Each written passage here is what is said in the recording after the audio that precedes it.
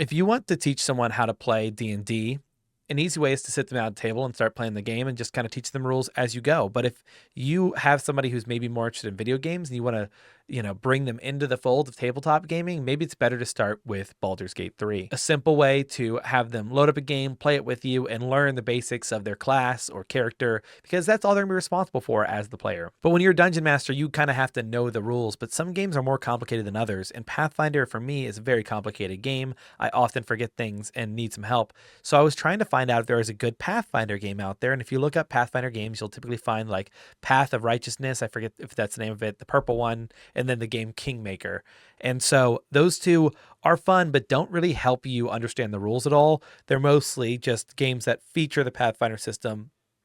Go have fun. Meanwhile, I want to mess around and kind of see the system and the underlying mechanics. So I looked it up on, typed Reddit at the end of it, which changed my search results. And I found this game about the Dawnberry 4. I think it's called Dawnberry Days is the name of the actual game, but it's a simple, and I would describe it as like handcrafted single player virtual tabletop.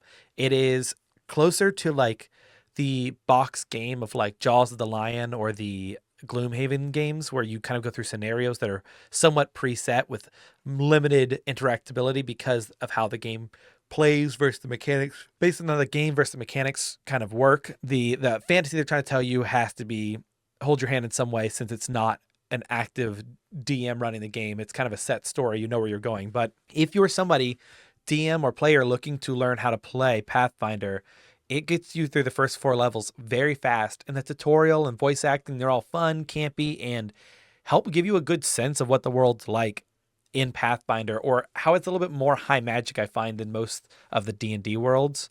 In D&D, I tend to find that it's a more human-centric story. And a lot of the different things, you have elves and all these sorts of things, but the problems always tend to be rather simple. Like, we need a group of heroes to do it. And Pathfinder's the same way, but I find that there's a lot more magic everywhere. But this game leans into it hard. And since it's this handcrafted game, you can tell there's clearly a personal touch, like somebody wanted to teach people how to play. And so they built this game. There's a lot of silly jokes that help reference the rules and explain things to you. Like, I never understood the whole good lawful alignment, like on the spells in Pathfinder. And this game, there's a part that's like somewhat touching. And I was like, for the aesthetic it has, it got me. I was like, oh, that's sad. That's cool. That's interesting. And I just enjoyed the mix of storytelling. That's like, I'm not like majorly impressed, but I'm like, I would have fun playing this at a table. Like, I wouldn't think too hard about it. I'd say, why am I slaying a dragon? Well, it's because I'm here to fight monsters. That's the point, right? And since this game goes from combat encounter to combat encounter, the story is just a few voice lines, usually before and after combat. And the MacGuffins are simple and easy. And I just genuinely think that if you're somebody who wants to learn Pathfinder, whether as a player or a DM, and you have a computer that can run Microsoft Paint, you can probably play Dawnberry Days and have a fun time learning how to play the game. It feels like when I used to get onto like coolmathgames.com and they're trying to teach me how to, do math while playing a fun game. It feels like that kind of disguise. I'm learning the systems. I'm occasionally losing a fight against goblins, and I'm like, what's going on? I have to go back and reevaluate how I played that out. Could I have done something different? What's their better save? And it's pretty difficult to win. I can't imagine how it is when you're normally playing Pathfinder and you don't get to see their ability saves. Like, it'd be super important to have people recalling knowledge to try to learn what's their bad save, what's their worst one, what's their HP, how close are they to death, those sorts of things that are kind of given to you. Like, the percentage chance to hit is super nice for me to know, because if I was playing normal Pathfinder and I didn't see that and I didn't know I had a 20% chance, I'd be wondering why I'm missing all my rolls. I also get to learn about some things, like when you go down, my brain just says D&D, and I've never really thought about it. You go down and then you wake back up, and my characters would, I usually say it costs you 1 action to stand back up, and then you can go swinging again. That's all there is to going down. In Pathfinder, there's clearly the wounded condition they'll teach you about and the dying condition. But the important thing is that, like, I didn't realize you drop all your weapons. So I wanted to build like a 2-handed weapon fighter. And whenever she's going down, she has to pick up her sword, pick up her side sword, and then stand up. And that's her whole action for the round. And I had what felt like an incredibly cool moment at the finale of the first arc, called the Golden Candelabra. And I had a moment where she went down and she had to get back up. But I was like, I can't waste time. I'm right next to the big bad. They have 1 hit point left.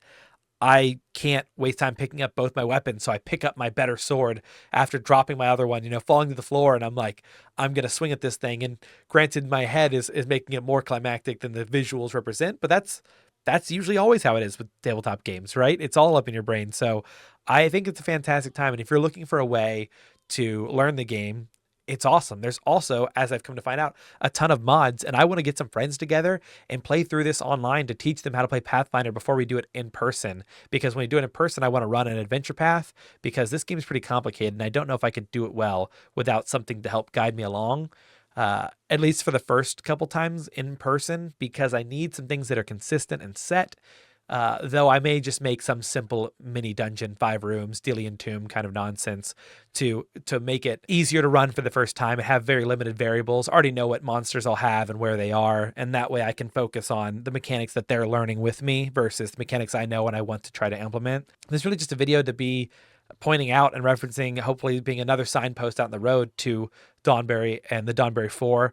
It's cool, it's sweet, and you can have a pretty fun time. I think I have almost like 10 hours in the game now, and I think it was like $15. Having a great time. It's a little complicated, some good encounter design, that it's just that right amount of putting me in the zone and having some fun, and then leveling up all the characters is simple. It sticks with the core rules, so it's not hard to go in there and pick, and you can easily rebuild these characters in person. Without much trouble, especially if you use Path Builder and you just set it to core rules. They're also, I believe, working off the remastered rules editions. So, like, there's just things I never thought to do that I've enjoyed. Like, I had a round where I needed to get across something, so I never carry consumables and normal D&D. At least my party doesn't often carry consumables besides health potions, and they really have never like administered a health potion to someone else, which I thought was a super fun idea. That like, if you have your archer, she's your best person for like makeshift healing because she can just quickly go to her inventory. Or at least, sorry, I'm saying she because mine's a Leshy archer. I have her because she has a free hand often be the one who heals because she can move pretty far, equipped in her hand, and then heal them. And then it drops out of her hand because the glass is empty. She administers the potion. So she's ready the next turn versus my dual weapon fighter has to put away her sword to swap out the health potion, feed the health potion, then put her sword back out. She can't move if she has to do that. And she's often in the front. Meanwhile, my like just tanky body on my shield wielding guy, like oftentimes I end my turn and I just raise my shield, end up moving twice, attacking once, and shielding up. And I'm really starting to get the idea that the attacking the third time isn't worth it. And I'm trying to find out how to get more value out of those turns. It's also interesting to just try out and see the AI run against you and do rather optimal turns because it teaches you some of the basics that like as a DM, I don't feel as bad watching these things do pretty aggressive things to me.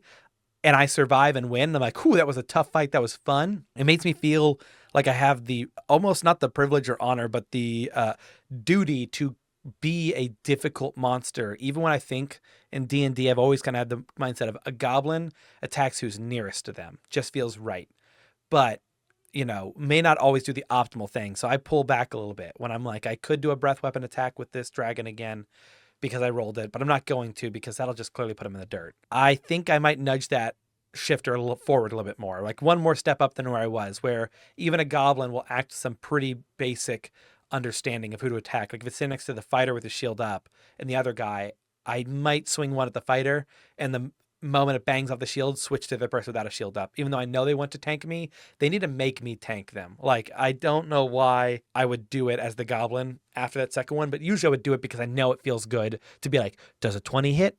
No. Does a 15 hit? It doesn't. And then it's like, oh, I can't hit you at all. There goes my turn.